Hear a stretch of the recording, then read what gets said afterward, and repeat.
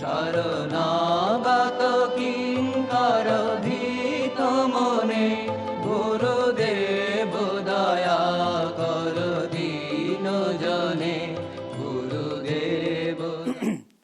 ओम नमो भगवते Shri Ramakrishnaaya. My throat is not cooperating.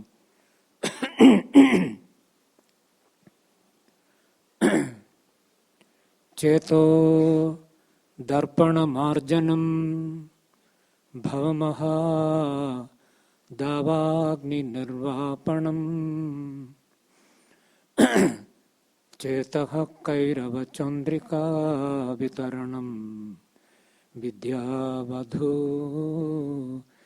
जीवनम आनंदाम्बुधिवर्धनम प्रतिपदम पूर्णामृतास्वादनम सर्वात्मस्नपनम परम विजयते Shri Krishna संकीर्तनम।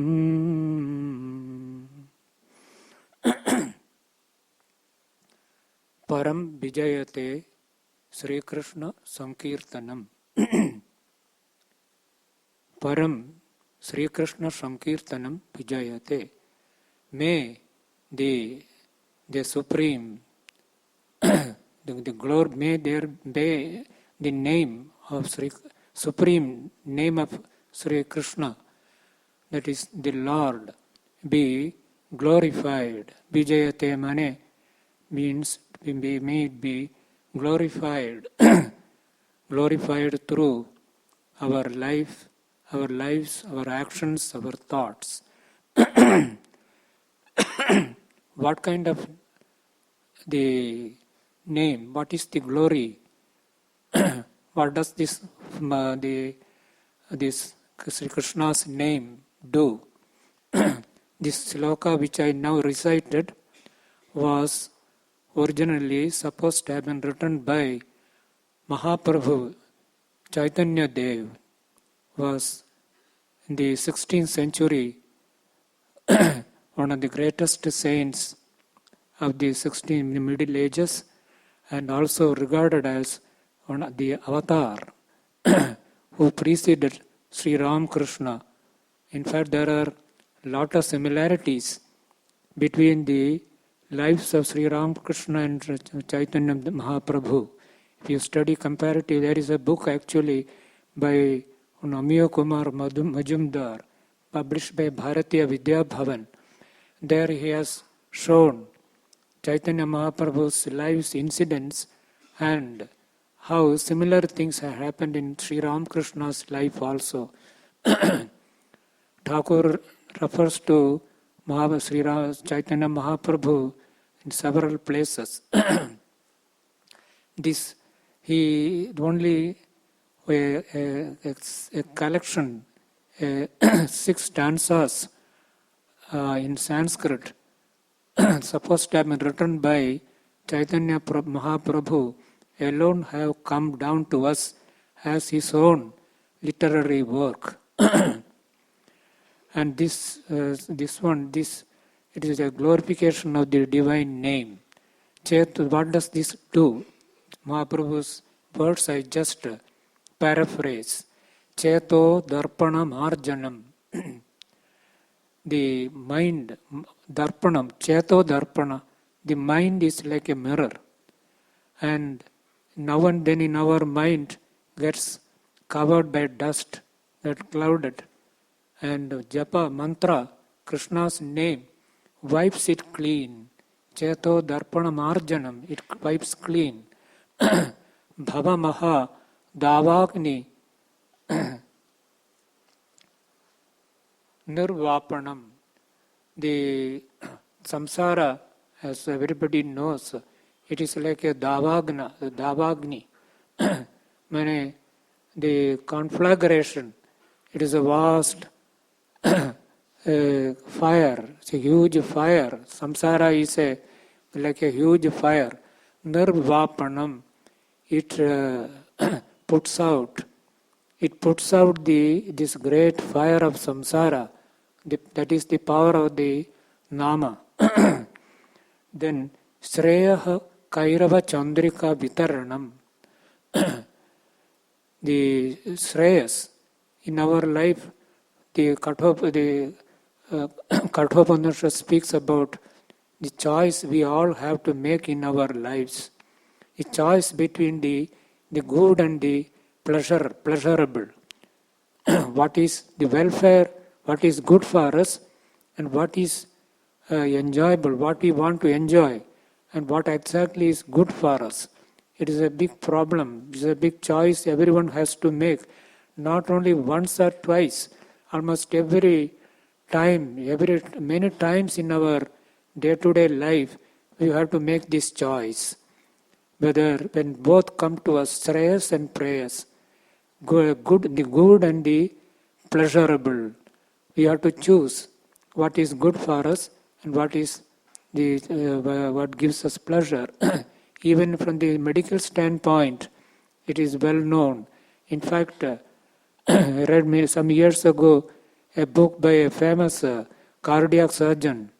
He had done some 3,000 bypass surgery in this one. Arnstein, many of you might have read his book or is known to all.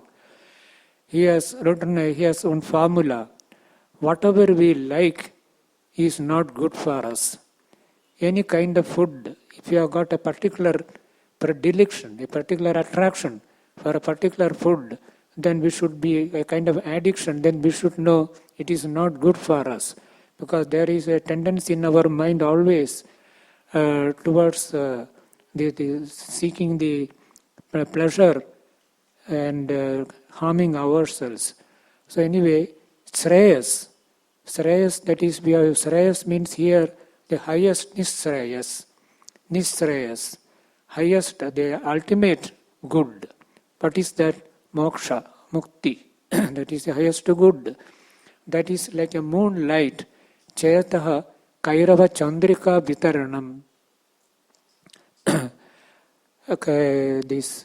According to in our Sanskrit Alankara literature, there is a belief. There are two kinds of lilies, in Indian lilies. One is the lotus, which is our big one, known to all. But there is another one known as in Sanskrit a Kumuda, and that is also known as Kairava. It is a lotus, it is a lily which blooms at night.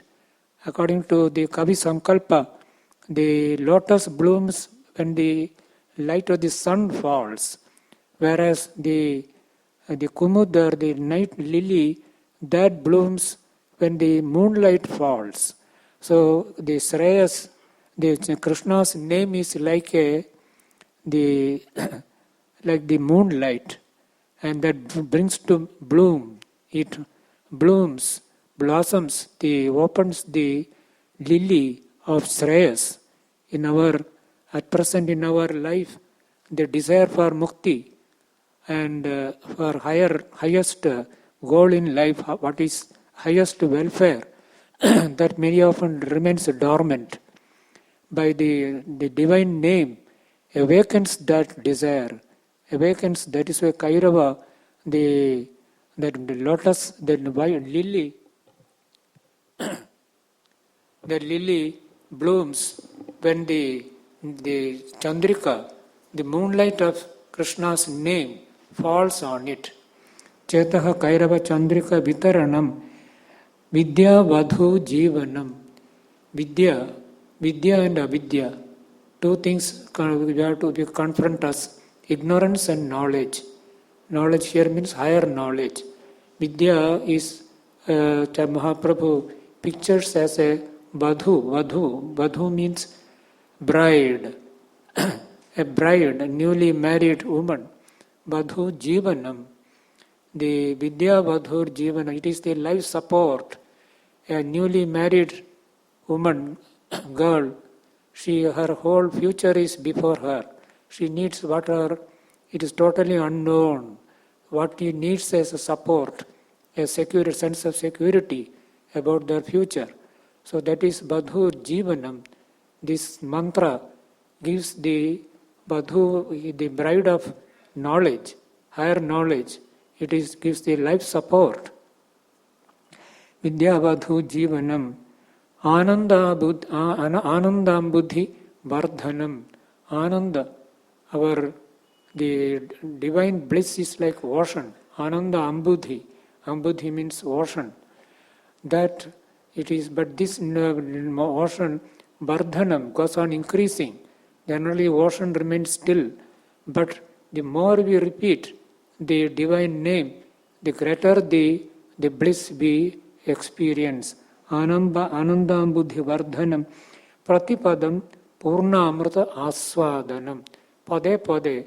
Pratipadam. Every step, every repetition, we Pratipadam Purna Amrita Aswadanam.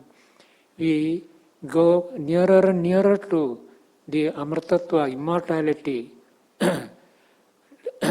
Sometime many years ago, in the 1940s or so, one mathematician went to Mahatma Gandhiji, was talking to Gandhiji.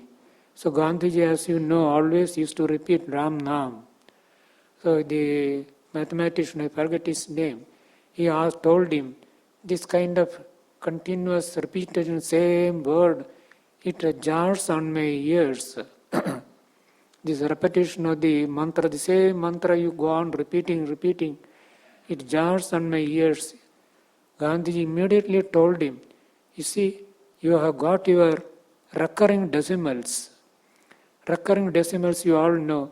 So 2, the integer 2, 1.9 recurring if you say, then 1.999 you can go on adding any number of nines.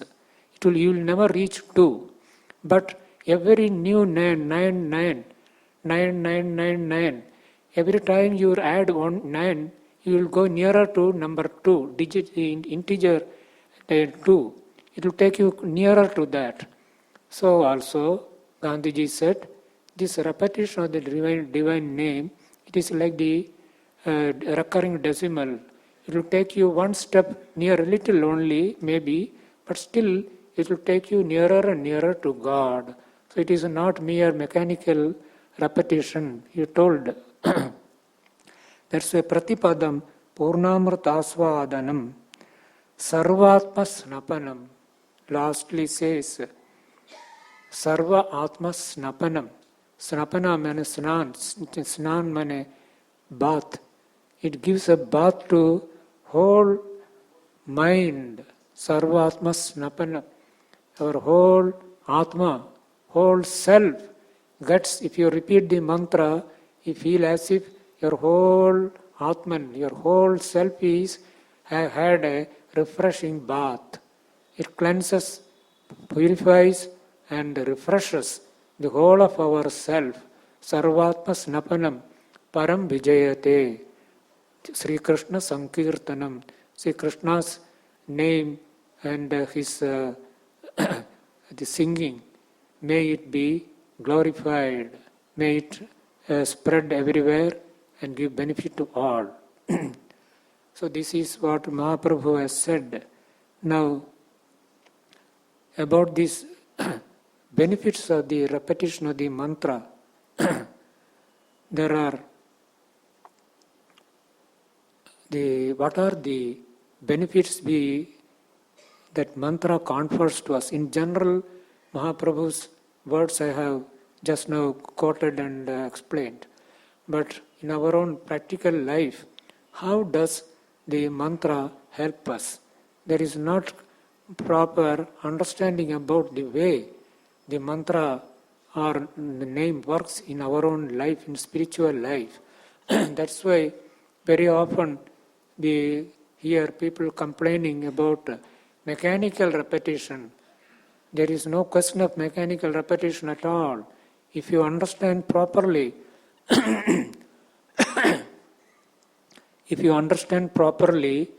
the way the mantra works, the psychological, the mental processes involved in the mantra, repetition of the mantra, and the power with which the mantra, every mantra is charged. If you have some understanding of this, then mantra will never be, it will not be mechanical at all. Not only that, it will create a revolution in our mind. You will understand many new things about mantra. In fact, there is a separate branch of spiritual knowledge known as mantra shastra. Unfortunately, it is very little known that there is a mantra shastra. That itself is very few people know about that. Because most of the people are preoccupied only with the Vedanta, and all that is perfectly all right, it is necessary. But in our practical spiritual life, people take initiation, repeat the mantra, and all that. Still, very few people they try to understand the deep inner, the science of mantra, the mantra shastra. There is a separate subject called mantra shastra. There is so much to know about mantra, unfortunately, though not known at all. The repetition of the divine name, it was popularized. It became before in the Upanishads you don't find so much about the power of words and mantras. There is a totally different line of approach. It was from the 9th century, this importance of mantra repetition of Japa became more and more known. It was in the 12th century, in whole North India, the mantra repetition of the Nama was popularized by the great saint Ramananda. Ramananda was one of the greatest saints of the medieval India. It is from him only other this idea of the Nama spread. Kabir, Nanak, Dadu, and various so many others, they all spoke about the glory of Nama, but Ramananda was the originator of that. Ramananda was a child prodigy from his boyhood, when he had a dream. When he was at night, he had a dream. The Vishnu appeared and gave him a conch, shankha, a conch he gave him. He woke up and saw actually a shankha there on the table. It's a miracle, but anyway, that is what the story says. And that shankha remained with him till the end of his life. Later he became a monk of the Ramanuja sect first was in Allahabad. And then he went on a pilgrimage to the south. When he returned, in the mutt where he was attached to that, they thought while during his tour in the south, he must have taken food from all kinds of people. So he was excommunicated, banished from the Sri Vaishnava community. It was a great shock to him.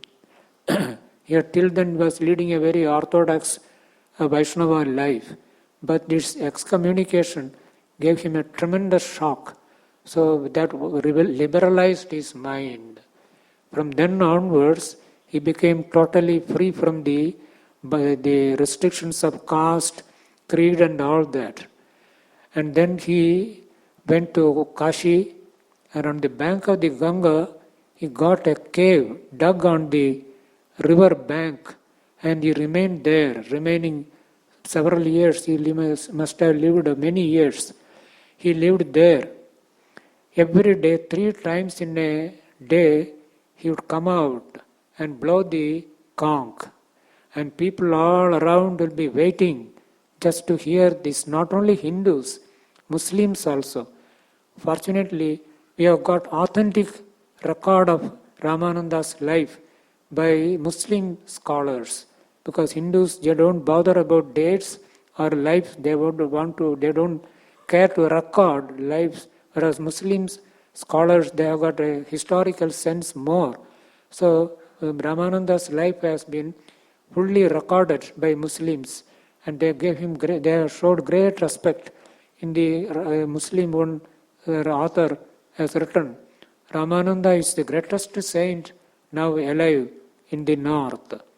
And then he speaks about his blowing the conch 3 times in a day. All people will be waiting.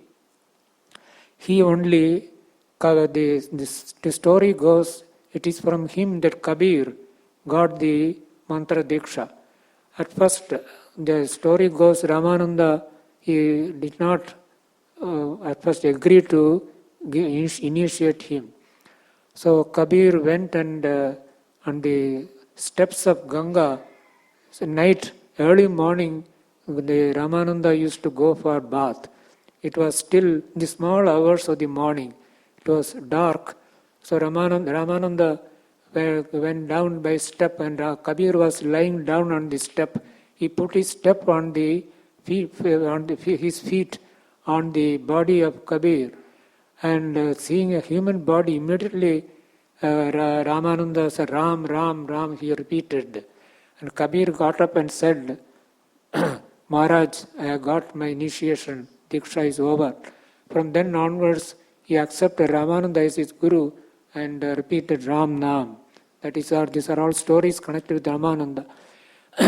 His one quotation is preserved in the Granth Sahib of the in the Golden Temple. One sloka well known, Jati Panthi kabhi nahi pucho, what is it? That is, the idea is, don't ask a person's caste or the sect. Whoever loves, whoever belongs to God, whoever dedicates his life to God, he is the saint. That something like sloka is there. So that is from Ramananda, the Naam began to spread in North India. Kabir, Nanak, later on Dadu, and so many others, it began to spread. Raidas. And from here, the Muslims took over. So in the 12th century, 13th century, this repetition of the Naam, Japa, began to spread in the Middle East. So the Muslim Sufi saints also started using the rosary. And and from the Muslims, the Christian monks, the Greek in the Jerusalem area, Middle East, the Christian monks were living, Christian ascetics were living there. They took over the repetition of the name from the Muslims. They also created a Greek mantra. This Greek mantra is now repeated by millions of Greek Eastern members of the Eastern churches, and also in whole of Russia. Russia also, this repetition of the name, they have got their own Greek mantra, that is regarded as the main sadhana in the whole of Eastern Church. Thus, it did not go much to the spread to the Western part of the Christendom. But Eastern Christendom, the main discipline is to go on repeating this mantra. They use a kind of woolen rosary made of wool. It is made only by the monks. When the beads are made up of wool, that wool only monks only make. While they make the beads, they go on repeating this mantra, and that is how the beads are made. And they use wool, so that one reason is it won't make any noise. It is silent. It is worth seeing the rosary, woolen rosary they use. Anyway, this is how the name has spread. So I would like to mention some of the benefits that this mantra confers upon us. I just mentioned all the previous this story to show it is not only we There are millions of people who repeat this mantra, and not only at all times, in the especially Bible, Saint Paul speaks about as an exhortation, pray unceasingly. That is, you have to always pray unceasingly, without stop. How to pray unceasingly? So this is the way. That is, you go on repeating the mantra. That is there, Greek mantra is there. So that is the way you can practice it unceasingly. That is, if you go on repeating it, after some time, the mantra enters from the mind, it goes into the innermost chamber of the heart, known as the buddhi. We call it buddhi. They call it the heart. The mantra enters the heart. Then automatically, spontaneously, the mantra will be constantly rising in the mind. This is known as ajapa japa. Ajapa. Without repeating, automatically the japa mantra goes on. There are so many people adepts in this kind of repetition. But I heard about Swami Ramakrishna-Vivekananda Maharaj, who started this worship of Sri Ramakrishna in our order. His father, Ishwar Chandra, he was such an adept in repetition of the mantra. Even when he was sleeping, he was in deep sleep, but the rosary japa will go on. So there are among the benefits that mantra confers, the one and first one is chitta shuddhi. It purifies the mind, as Mahaprabhu says, cheto darpanam, cheto darpanam arjanam. Marjana, it wipes the mind clean, purifies the mind. How does the mantra purify the mind? This question was asked and put to Latu Maharaj, Swami Adbhutanandaji. There is a book in Bangla, Swami Adbhutanandaji Sruti Katha. There is a book. There you will find this. The mantra has got a power to control the rise of desires and impulses, bad impulses. Mantra has got a special power. How it is done, you have to understand the mantra shastra. Anyway, briefly, the mind has got two planes. One is a lower plane and the other is a higher plane. The lower plane is the seat of our bhoga vasanas, impulses and desires. Our various desires and impulses, they all originate in the lower mind. Each desire is like a bomb, time bomb, or like a torpedo. It comes up. And the upper mind, that is the place of, that is the level or plane of our ideas, nama rupa. If you study your mind, what is called a thought? What is a thought? If you study your mind, you will find what we call thought consists of, first of all, nama rupa, ideas. All knowledge can be classified, brought under these two. Everything we need to know, nama and rupa. Suppose you are given a glass of red liquid and somebody asks, will you drink this? Will you drink this? You will ask, what is it? Its name. And then when you say it is watermelon sharbat, all right, and you take. So name is similarly word. If you hear a name, somebody by name, Ram Chaturji, do you remember Ram Chaturji? Then you think you have to remember. If that man's image, if it doesn't come to your mind, then you won't be able to tell whether you know him or not.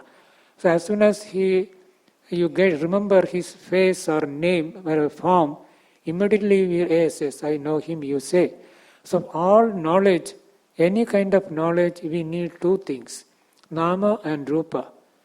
This is how human mind is constructed, nama rupa. That nama rupa belongs to the upper plane. That is the plane of abstract thinking.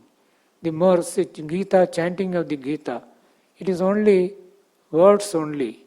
If you think of Krishna also, then it becomes Nama Rupa.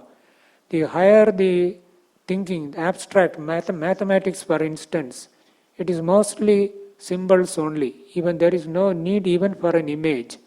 But anyway, the upper part of the mind is the plane of Nama Rupa, names and forms, words and forms.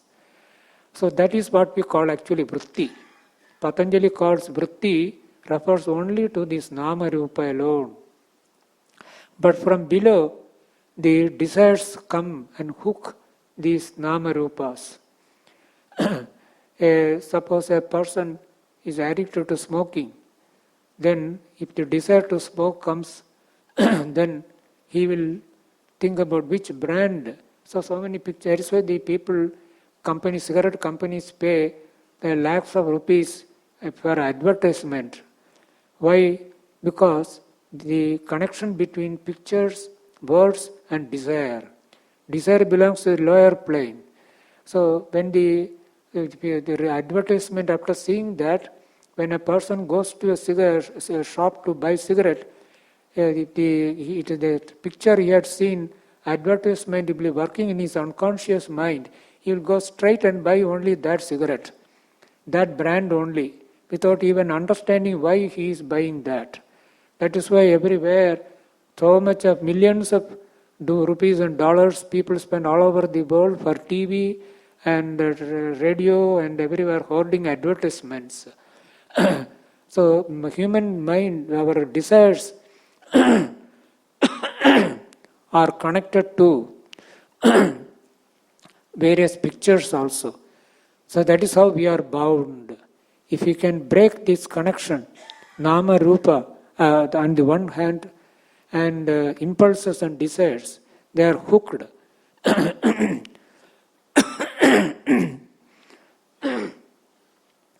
It is like flying the kite. The kite flies in the sky as long as you hold the thread. As long as you hold the thread only, you see the kite is flying. Suppose you cut the thread, the kite will, after some time, it will fall down. The same way, so many pictures and words come to our mind and haunt us only as long as they are connected to some desire, some impulse.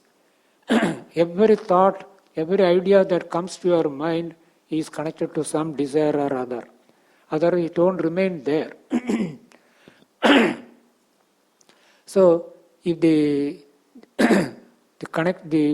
how to break the connection between Nama Rupa on the one hand and the desire.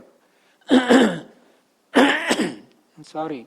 For a long time, drink a little water.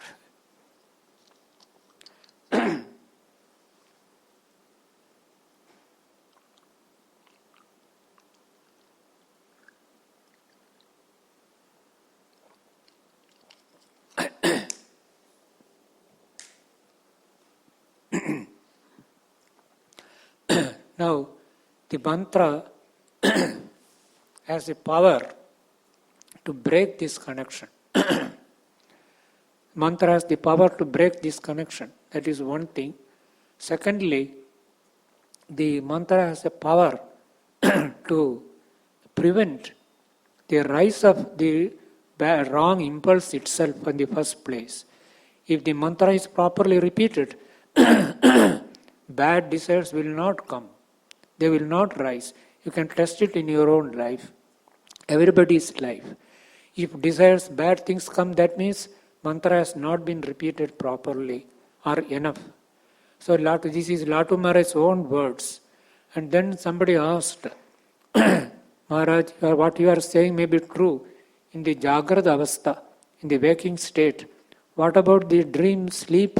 When you sleep also bad thoughts come. What about that? Latu Maharaj said, no. The effect of the mantra will continue in sleep also. If it is done properly, it will prevent the rise of bad dreams.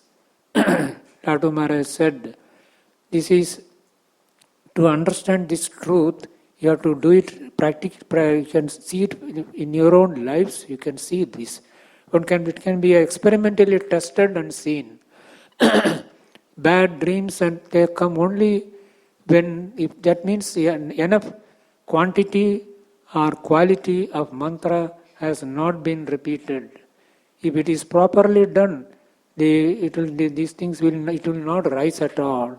It is a matter of experience for anyone who wants to experiment with that.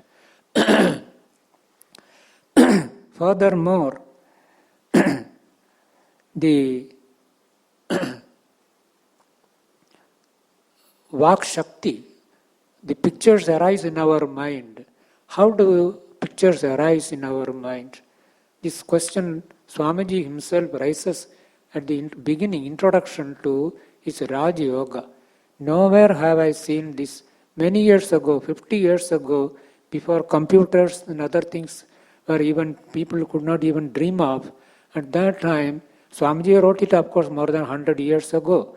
But when I read it, when I was a college student, I was astonished when I read that. Swamiji says, how does a thought arise in our mind, appear in our mind, mental screen? In a computer, the what you call monitor, the computer screen, how does a picture or some words, sentence appear on a computer screen?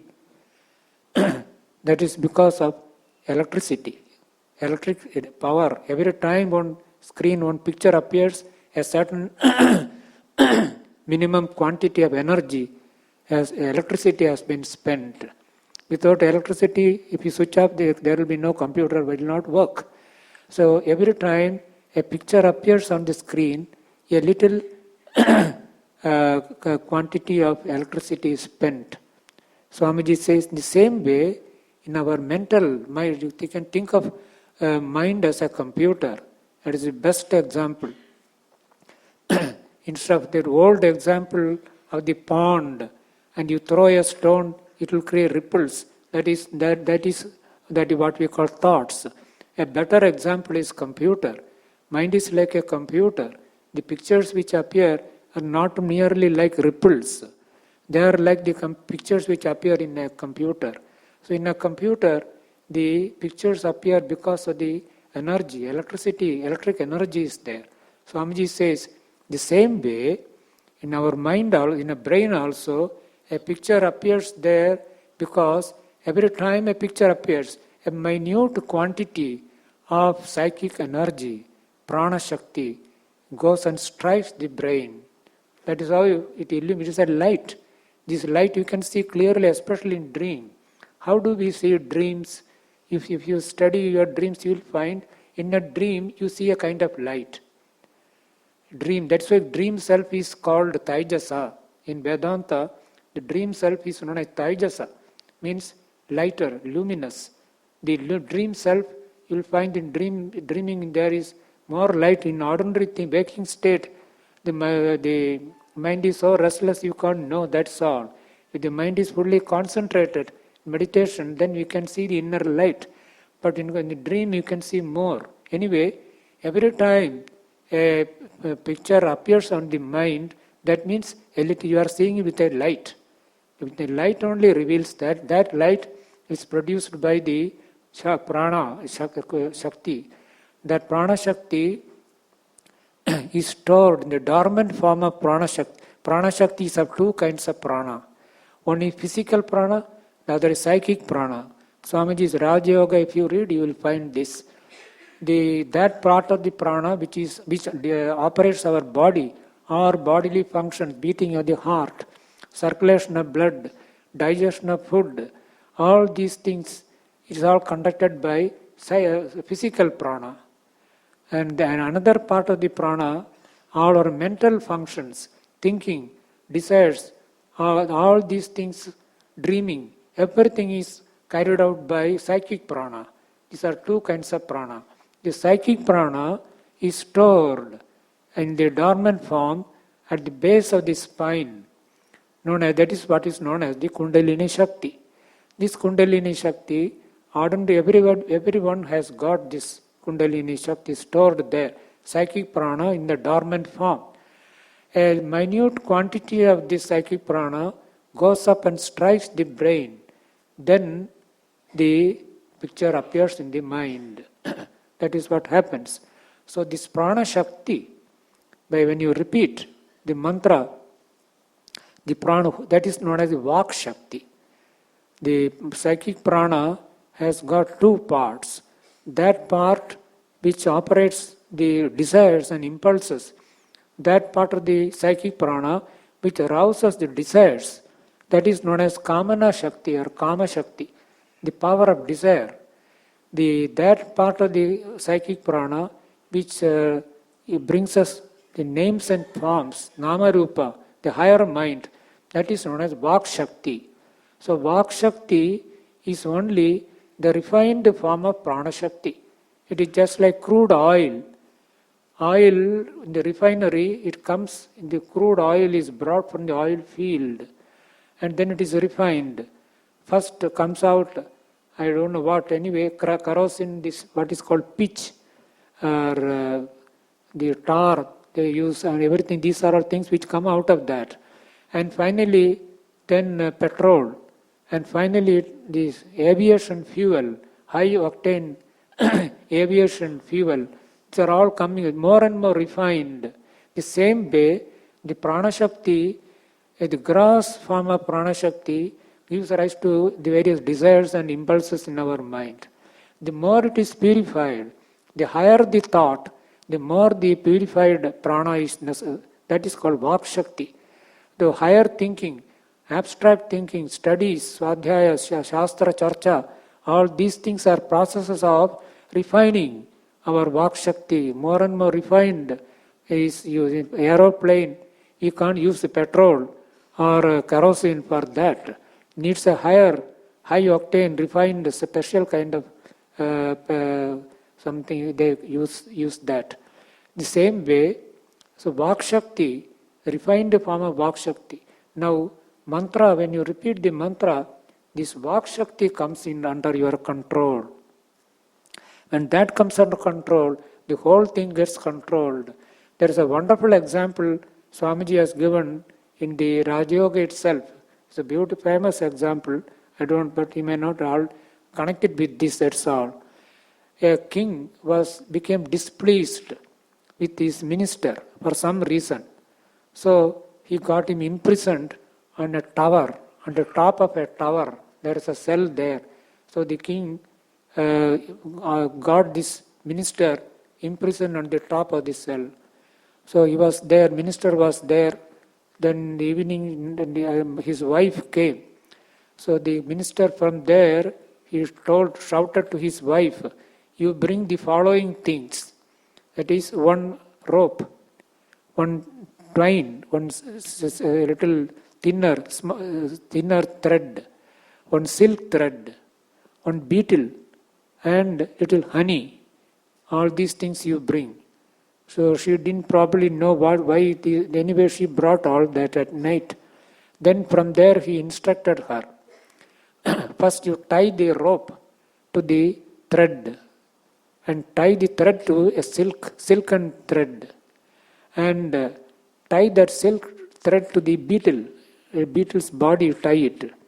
And the two horns of the beetle you smear honey and then keep the beetle, make the beetle turn upward and keep it on the wall. So beetle had the honey on the horns. So it smelled honey above, thinking that honey is somewhere above. The beetle started moving upward, the tower. And to the beetle, this silk thread was tied. It was very light, so the beetle could go. And finally the beetle reached the topmost, where the minister was there. He took the beetle. Then along with the beetle came the silk thread. He pulled the silk thread. From the silk thread came the thread, the twine. Twine was brought. And he pulled the twine, then came the big rope. Then he took the rope, tied the rope in the window there, and through the rope he escaped from the prison. The same way, our body is like a tower. We are imprisoned like the minister in the tower. How to escape from this tower? So for that, we need a rope. So there, the beetle and the silk thread that represents the mantra. From then, by repeating the mantra, we gain control over our other parts of the mind than the physical body. Finally, we get the capacity to get out of our bondage to the mind and the body. So repetition of the mantra is like that, holding the silk thread. Once you gain control, then you gain control of the whole mind, and then even the body also. Everything comes under control. That is the example Swamiji has given. So Chitta Shuddhi, the control of the mind, that is how the mantra produces this. This is only a simple way of telling this. There is much more things are involved in this, but to know that, you have to study the mantra shastra. The second one is peace of mind, calmness of mind. Just now I mentioned the Kundalini Shakti, Vak Shakti that is stored there. In every thought, it is this Shakti, Vak Shakti or Kundalini Prana Shakti that goes and strikes, I told you. This going up in ordinary people, this Prana Shakti or Vak Shakti, psychic prana, goes to the brain or the brain region through two side channels. Many of you, those who have read the Swamiji's Raja Yoga, they know. These are called Ida and the Pingala. There are two side channels. It is through these side channels the Vak Shakti or psychic prana goes to the brain and strikes the brain. Then we know. In ordinary thinking, we do all kinds of thinking. In all this, when the irregular, discursive thinking, that is, without unconcentrated thinking and talking, when we do, the Ida and the Pingala become disharmonious. And that is what makes the mind restless. If you talk all kinds of things, various indulge in gossip and all that, the mind becomes restless because this kind of discursive thought makes the Ida and the Pingala irregular. When the Ida and the Pingala work harmoniously, the mind becomes calm. So that is why repetition of the mantra, if you go on repeating it in a rhythmic way, not in a distracted way, once in a while thinking that Japa must be done with a certain rhythm. Rhythmic way one should repeat. When it is done, the Ida and the Pingala work harmoniously. Then the mind becomes calm.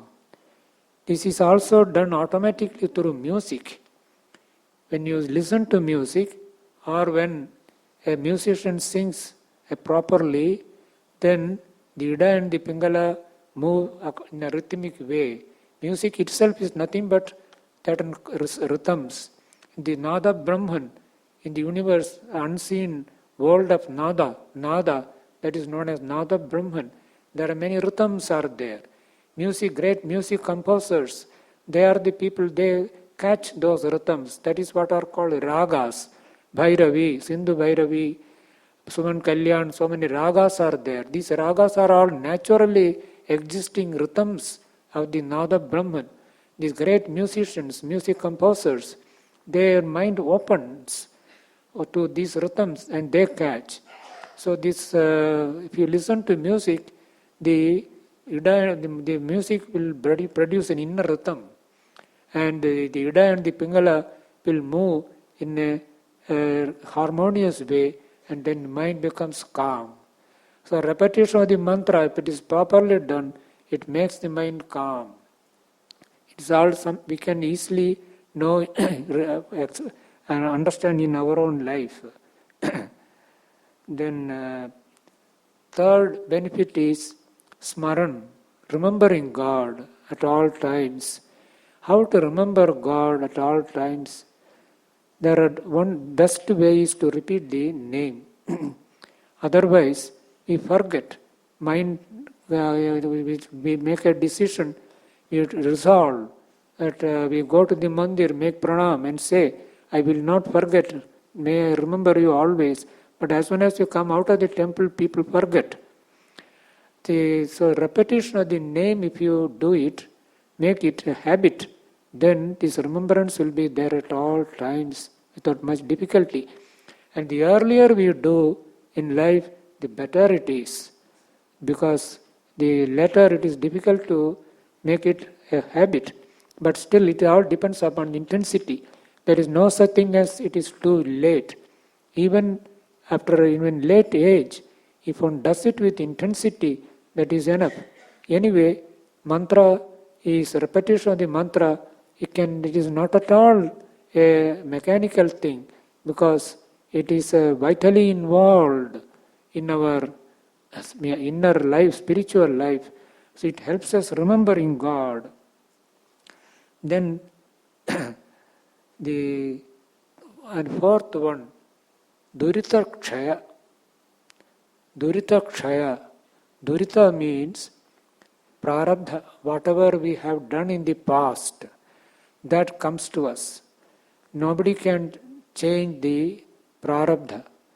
Every action produces two effects in our life. One is the direct external effect that you all know. If you want to cultivate a garden, then after cultivating hard work, later on the flowers will come. So that is the karma phala. This is what Krishna says, karma phala, karmanyeva adhikaraste na phaleshu kadachana.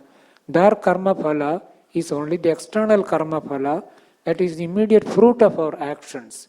That Krishna says you surrender to God, that is belongs to God. Why? Because the whole universe belongs to God. All the work belongs to God. So naturally the fruit, everything it belongs to Him. It is like a tenant. We are like tenants only. The land belongs to the zamindar, the owner. We are only his tenants and farmers doing work on his behalf. So we have no claim to the fruit. We have right only to do the work.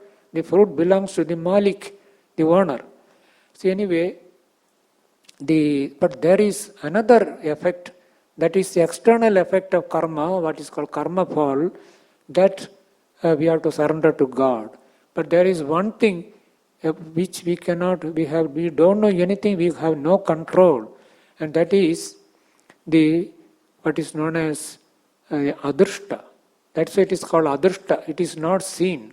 This work, the effect of karma phala that we know. Just now we went to see the exhibition here, new exhibition on Swamiji. So much of tremendous amount of work they have done, and now their karma fall. Thousands of people get the benefit. So that is karma fall, drishta karma fall. What the work the benefit you see. But along with that, there is an adrishta fall. That adrishta means nobody knows where it is recorded. And that is known as the sanchita karma. An unseen effect is recorded somewhere. According to our Puranas, our Chitragupta keeps a record. Or in popular language, especially in Bangla, Kapal, Kapashira, Lalata Likhita, Kapale, Amar Kapale Nei Bole. So this is the thing recorded. Every action produces an unseen effect. That is called sanchita karma. This sanchita karma will come back usually in the next birth or in the next, that's all. So that is why that comes to us as prarabdha. So this sanchita karma and prarabdha, once it is well known, long ago it was discovered in India. This was discovered only in India. This karma produces an unseen effect. It was discovered only in India around the 6th century BC at least, maybe earlier, because it is mentioned in the Brihadaranyaka Upanishad also. So the karma we do produces an unseen effect that comes back to us in our next birth. In fact, that Sanchita karma is the cause of the rebirth. The Punarjanma itself is caused by Sanchita karma. So this Sanchita karma is beyond the control of all people. This external karma of all you can control. You can kartum, akartum, anyadhava kartum. You can do, undo, or you can modify it. But the other karma of all, that nobody has any control. Only God alone can change that. God alone can change that. Nobody can change the destiny of man. So that is why avatar, God or an avatar. Avatar also has the power to change the destiny. That is what is called bondage, samsara bandhana. So Swamiji, in his famous evening hymn, Khandana Bhava Bandhana, Swamiji begins the song with this Khandana Bhava Bandhana. Bhava Bandhana means this, Sanchita karma. That only in Avatara alone can do that. Swamiji was once asked, it is there in the complete works of Swamiji, 6th volume or so, question and answers. Who is an avatar? Swamiji was asked.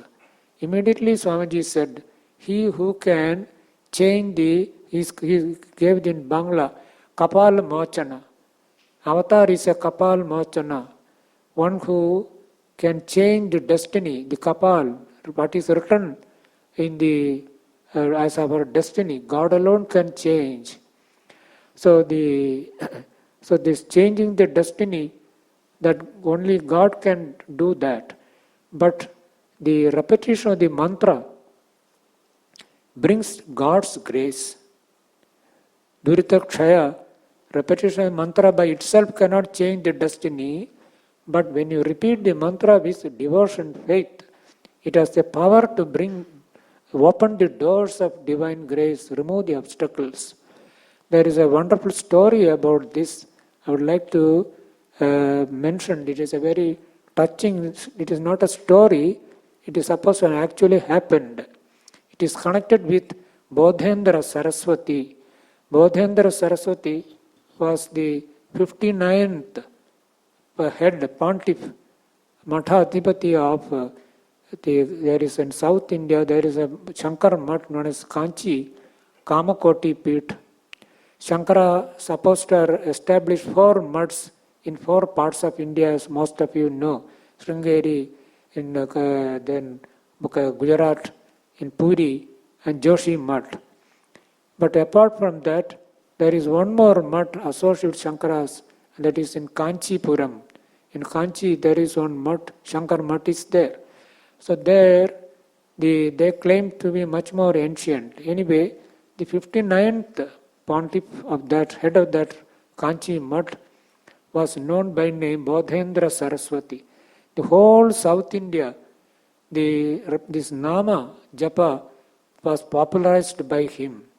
The glorification of the name, even now, I was told in Tanjore district, every time before a bhajan is conducted, they repeat a shloka saluting 2 people. One is this Bodhendra Saraswati, and the other one is one Sridhara Arya. Sridhara Arya came to be popularly known as Ayyaval. So these 2 names, people salute them before beginning any bhajan. How this Bodhendra Saraswati, the 59th pontiff, how he got interested in this mantra, the importance of Nama. He has written 8 books on Nama itself. Namamrita Rasa, or Namamrita Surya Udaya. And like that, 8 books he has written only on the glory of the divine name, this Bodhendra Saraswati. He devoted his whole life to spreading the glory of divine name. How he did it, that is the story. His Gurudev, had told him also to spread the divine name. He had gone on a pilgrimage somewhere in the north. While returning, he had heard about a great scholar and saintly scholar by name Lakshmidhara. Lakshmidhara was in Odisha, in Puri. He lived in Puri by name Lakshmidhar. The Lakshmidhara had written a book known as Bhagavan Nama Kaumudi. Bhagavan Nama Kaumudi, one book. Lakshmidhara had written that book. Very few people know about that book.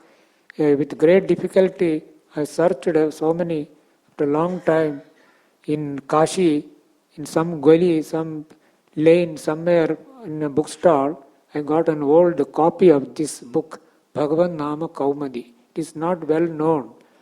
Anyway, the Bhodendra Saraswati had heard about Lakshmidhara, and he had heard this man has written a book on the glory of divine name. So he wanted to meet him. By that time, Lakshmidhara had already passed away, died. So anyway, he wanted to go to his room, house he went.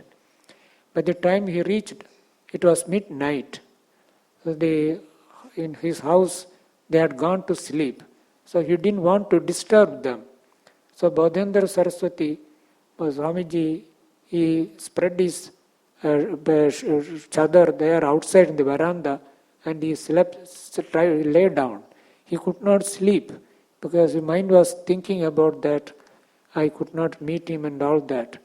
Just at that midnight, he saw one man had come in a great hurry, and in the moonlight he could see his face was very much agitated.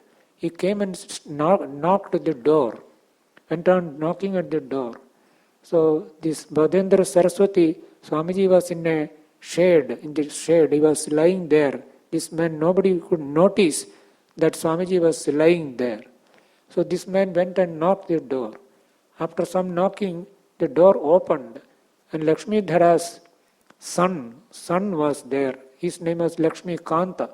So Lakshmikant opened the door, and the stranger, the new person who came and knocked, he said, "You see, I have come with a great problem. I am in great difficulty. I want your help. Can you spare some time for me?"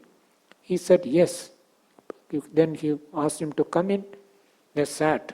And this man, this stranger who knocked, he told his story.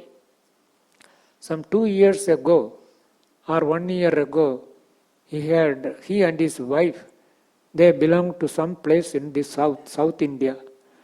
They had gone on a pilgrimage. On the way, they came to Kashi. In a Kashi, they were staying in a dharmashala, what they call chatra or something like that. They were staying at night. Early morning, this man, he got up and saw his wife was not there. Wife was missing. So he came out and searched everywhere. Some 2-3 days he searched all the places, asked people. Nobody could say about his wife. How suddenly she disappeared, he could not understand. After searching here and there for 1 week or so, then finding no information, he continued his pilgrimage. After he went to north, in those days pilgrimage means walking only. After a year, he returned by the same route. He came to Kashi. And then at early morning, when it was still dark, he went to a place to wash his hands and feet as a well. When he was taking the water and washing, in the shadows, one woman came and asked him, "Do you remember me?" He looked at her, he could not remember her. She had completely changed. Her whole complexion had changed. She had become dark and disfigured and ugly, and she could not remember, and wearing dirty clothes. So then she told, "See, I was your wife. Remember, we came on a pilgrimage at night, early morning.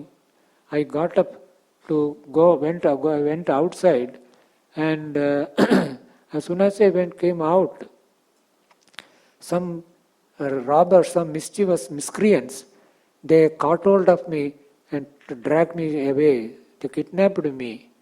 And I was staying, now also I am staying with them. They are imprisoned me there. So I just came out and seeing you, I immediately had the courage to come. And then she told, you see, now I am a fallen woman. I cannot regard myself as your wife. Only you allow me to serve you as your maid servant. That only if you allow me, I want to devote the rest of my life serving you as your servant maid. So this man, you can imagine the deep sorrow he felt. So he said, no, he will take you. So he took her. And then now how to redeem her, how to overcome her the suffering and also her moral degradation, how to redeem her from this moral slur and the cloud that happened upon her life. Then he went to Puri. Tirtha continued. There he heard about this Lakshmi Dhara has written a book and is a great saintly person. If you go to him, somebody told him, he will tell you what prayaschitta can be done, penance can be done to redeem her. That's why I have come here. But I hear your father has passed away, you are here. And then he asked him. Then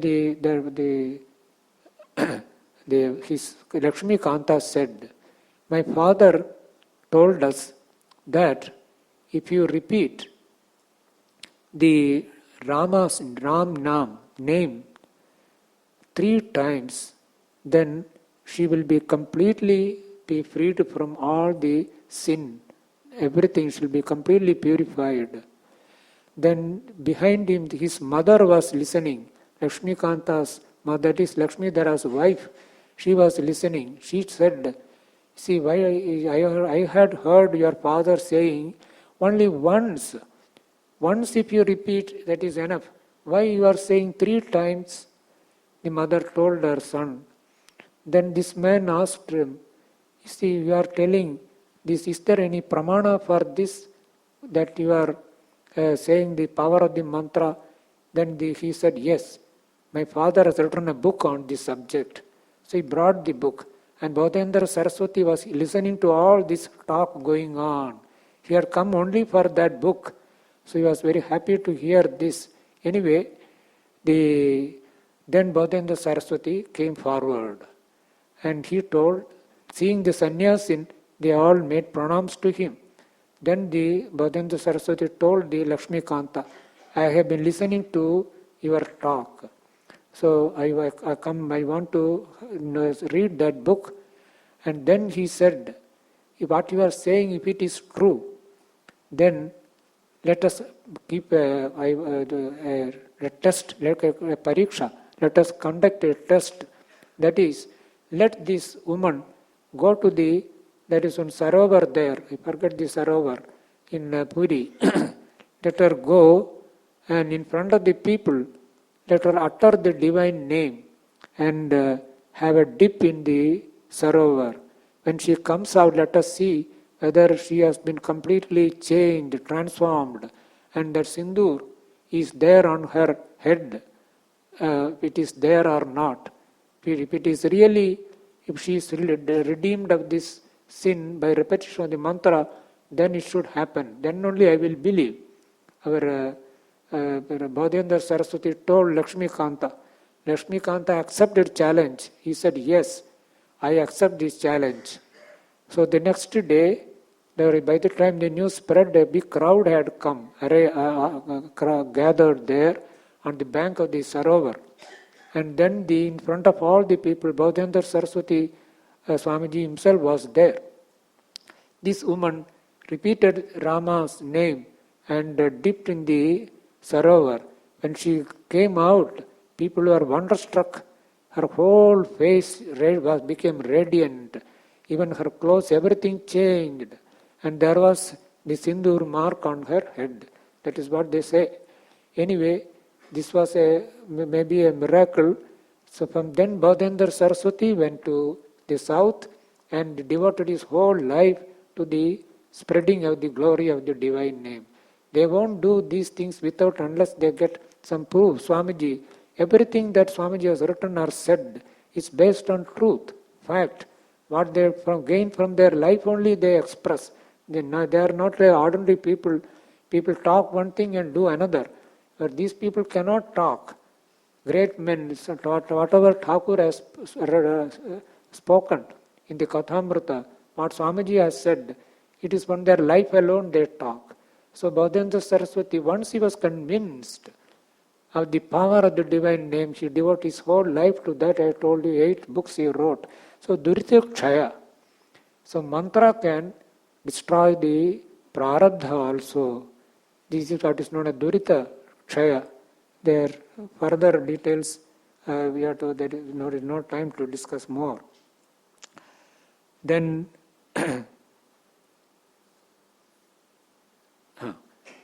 that third and fifth or so, sixth the benefit of repeating the mantra, Patanjali says, what is the benefit of repeating mantra? 3 benefits Patanjali speaks. Patanjali Yoga Sutra itself, it is there. In the first chapter there he says, Tataha. Tataha means by the repetition of the name, Tataha Pratyak Chetana Abhigamo Antaraya Abhavascha. By the repetition of the mantra, what are the benefits? 2 benefits he mentioned in the first chapter. And that is, one is Antaraya Abhava. Obstacles are removed. Mantra removes the obstacles from the mind. How the mantra removes the obstacles? That is another subject which needs more time. So anyway, Antaraya Abhavascha. The mantra acts like a pilot car. It clears the path of the soul, for the soul to go forward. So that is why Antaraya Abhavascha Patanjali himself has written. And then 6th or 7th one is Pratyak Chetana Abhigama. Pratyak Chetana means Antaratma, Pratyak Atma. According to Vedanta, our real nature is neither the body nor the mind, but the Atman. This individual Atman within us, that is known as the Pratyak Atman. That is what Patanjali calls it, Pratyak Chaitanya. Pratyak Chaitanya means same as Pratyak Atman. Thus Pratyak Atman is our real nature. Our real nature is not the body nor the mind, but the Atman, that inner self. It is in the form of a light. It is with this light only we see everything. This light comes out through our eyes, through our ears, everything, and illumines the whole thing. Tasya bhasa sarvam idam vibhati. It is with this light only everything we see. So this inner light, that is the Pratyagatman. This Pratyagatman awakened. It is awakened by the repetition of the mantra. That is what is known as the awakening of the Tantras, they call it Kundalini awakening. So how this awakening takes place by the repetition of the mantra, I told you earlier, ordinary repetition of the mantra, only Vida and the Pingala alone work. Our ordinary thinking, the words, Vakshakti moves through the Ida and the Pingala. So if you repeat rhythmically, the Ida and the Pingala become harmonious. And then that means there is less waste of psychic energy. Vakshakti will not be wasted. So the more and more the Vakshakti will reach the higher centers. In this way, concentrated effort, if you repeat rhythmically Japa mantra for a long time, the more and more the Vakshakti get accumulated. Finally, the whole thing, the inner, the central channel known as the Sushumna, that itself it becomes awakened. So that is known as the awakening. Pratyagatma, Abhigama, the realization of the Pratyagatma. Then we see the inner light. Thakur says, and the Kundalini, ordinary people, Kundalini moves in the lower planes, Mooladhara, Swadhisthana, Manipuraka. But when the awakening takes place, the Hridaya Chakra, Anahata, that awakens. Then he sees an inner light then he shouts, "What is this? What is this?" It is a new light. So this light is awakened by, that is what is called pratyek chetana abhigama. That is done by this mantra repetition. Patanjali himself says. So pratyek it removes the obstacles and also gives us the direct vision of the pratyeka atman. That is the sixth or seventh effect. And then Patanjali himself says in the second chapter, pratyek chetana abhigama and antaraya abhava, that two benefits. The second chapter he says, Swadhyayat Ishtadevata Samprayogaha. Ishtadevata Samprayoga. You direct vision, contact with Ishtadevata. Ishtadevata Darshan. Ishtadevata Darshan, the mantra repetition, the mantra can give us the vision of the Ishtadevata. How Ishtadevata Darshan is brought about by mantra, I don't have the time. I will just mention just one point, because it is of great benefit to all people. And that is, there is a difference between mantra and ordinary words. Mantra is nothing but words only. A mantra consists of words, we all know. But there is a basic difference between ordinary words and mantras. What is the difference? Ordinary words have one important power, though we rarely think about it. The power to convey meaning. I am talking and you are able to understand. How? Though you are far away. How do you understand? Because the words convey meaning to you. Words convey knowledge to you. Words have the capacity to convey knowledge. This was an important discovery of our ancient Indians, rishis. In the 8th century BC, 7th century BC, people they thought about this. How words communicate knowledge. In the West, those who know about linguistics, there is a subject called linguistics. It is only recently it has come. In India now, Punjab University and other places now, linguistics is introduced as a subject, I think, in postgraduate level.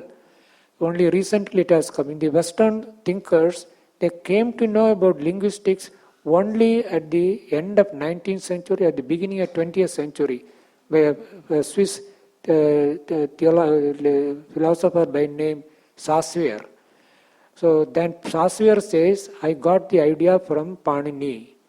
Panini's study was studied Panini's grammar. So linguistics was studied in India by the time of Panini it was already advanced. Later on came Bhartruhari. He developed a theory known as Sphota theory. So the idea is how words communicate knowledge. We rarely think about that. Although 2500 years our ancestors have developed it in an advanced stage, but this paradox is our Indians, our descendants, they are totally ignorant of this. Now we have to learn about linguistics from the West alone. Any textbook on linguistics, you have to go to the Western authors. Anyway, so advanced linguistics, they understood the power, how words communicate knowledge. Words have an inherent power. What is that power? They are discussed. Anyway, there is no time to discuss. Just that power, they call it Vachya Shakti. Vachya Shakti, semantic power. The power to convey knowledge. All words have got the power to convey knowledge. Now, whatever I say, you are able to understand because the words have got the power to convey meaning to you, knowledge to you. Now, this is called Vachya Shakti, the power to convey meaning. Now, a mantra also consists of words. So, mantra also has got Vachya Shakti. That is, a mantra has got a meaning. What is that? It is known to all. Say Namah Shivaya. When you say Namah Shivaya, salutations to Shiva, that is all. Namo Bhagavate Vasudevaya. Salutations to Bhagavan Vasudeva. Meaning is known to you. So, then why do you repeat it? In ordinary words, you don't repeat.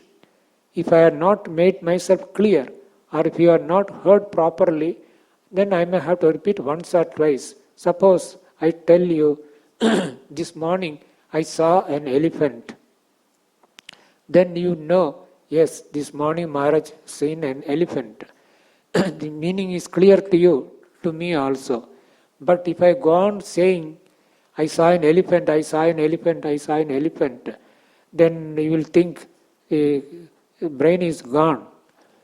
But in the case of mantra, why do we repeat the mantra?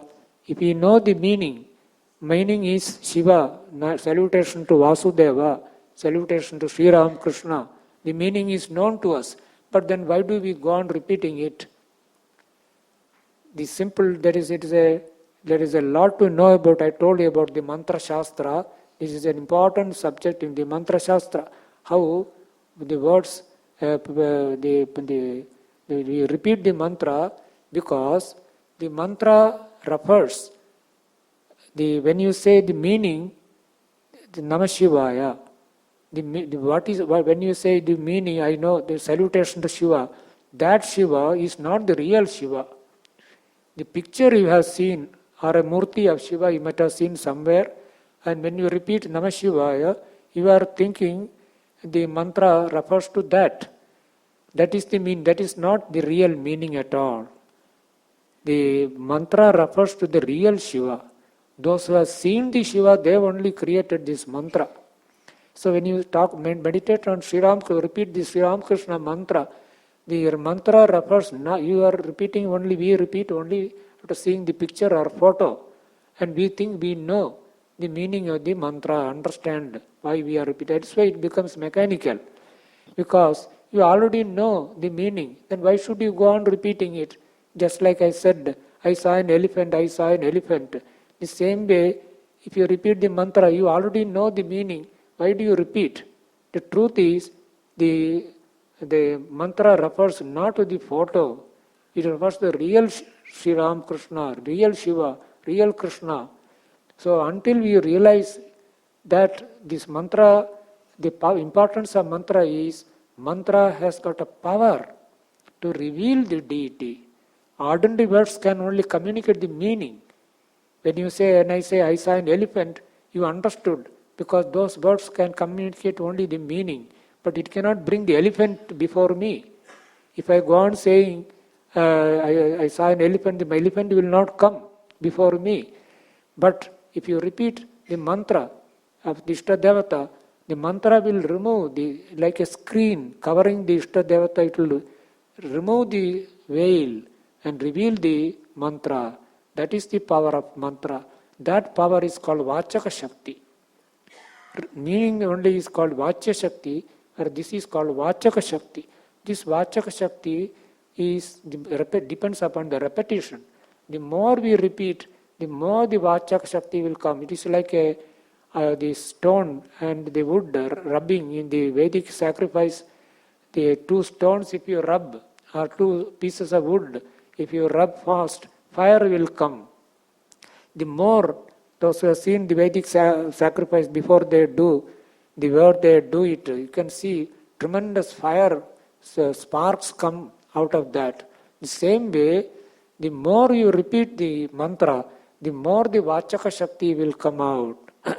And finally, it is this Vachaka Shakti will remove the ignorance, the veil covering Ishta Devata and reveal to you. So mantra has the capacity to reveal or materialize the unseen reality. Reality means not the picture, the photo, the real Ishvariya Swarupa, the real divine nature, splendor of the divine, of the Ishta Devata. That is what the mantra has got the capacity to reveal. That is what is called Ishta Devata Samprayogaha. So that is the mantra's power, has the power to reveal that. One more last thing and I will close. And that is, mantra has got one more capacity. This Ishtadevata, darshan and all that may be beyond our understanding. But this one is, another one is, mantra protects us. Protects us from bad influences around. It is known as mantra kavacha. If you repeat the mantra, like a fountain. The mantra rises from the heart and flows like a fountain. Just imagine mantra like a fountain arising and falling back to the pond. The same way, if you think that mantra will cover your whole personality, whole body, and will protect us from the bad external influences, especially spiritual seekers who lead a God-centered life and lead a pure life, and they move about traveling and all that, all kinds of people, we have to sit with the people without our being aware. The thoughts of people, ideas, thoughts come and strike us. Whereas if you cover yourself, protect yourself with the mantra kavacha, then this mantra kavach will protect us from the bad psychic influences. These are some of the important benefits of the mantra. I will just close by repeating one more sloka. In the beginning I began with Chaitanya Mahaprabhu's Cheto Darpana Marjanam. I will close with another from the Guru Gita about the mantra power of the mantra. Samsara Sagara Samudharanaika Mantram Brahmadi Deva Muni Pujita Siddha Mantram Daridra Dukha Bhaya Shoka Vinasha Mantram Vande Mahabhayaharam Guru Raja Mantram. Mantra, Guru Raja Mantra, Gurudev's this mantra which we have received from the Guru. This mantra is Samsara Sagara Samudharana Eka Mantram. This mantra is enough. Itself can save us from the samsara sagara. It will uddhara, it will lift us from the samsara sagara.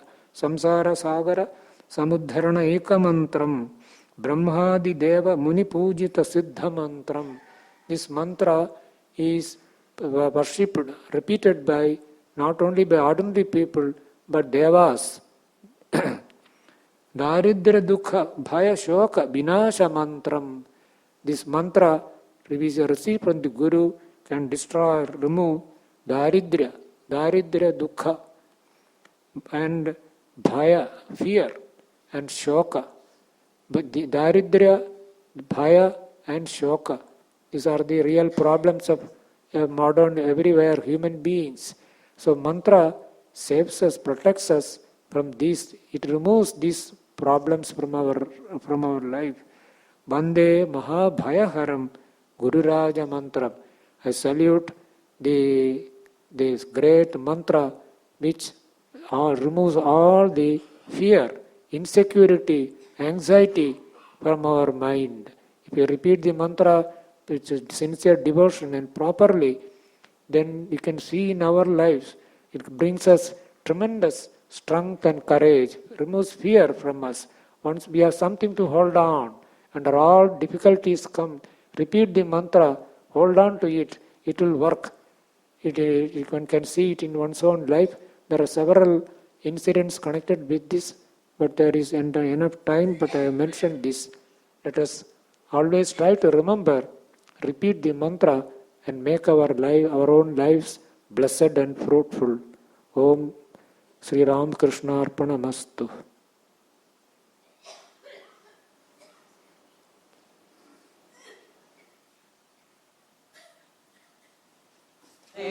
Guru